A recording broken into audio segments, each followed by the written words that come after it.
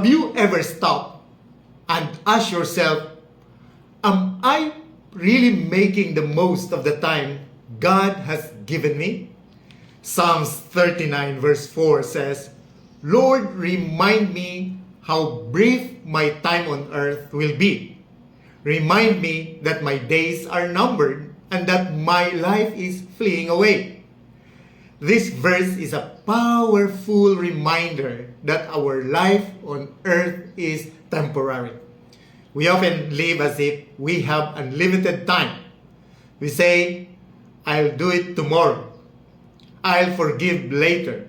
Or I'll spend time with them when I'm less busy. But the truth is, we don't know how many tomorrows we have.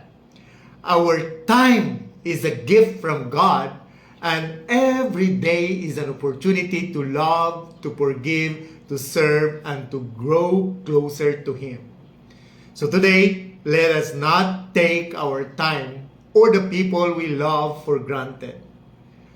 Lord, remind me that my days are numbered.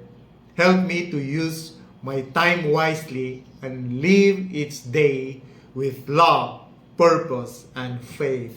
Amen.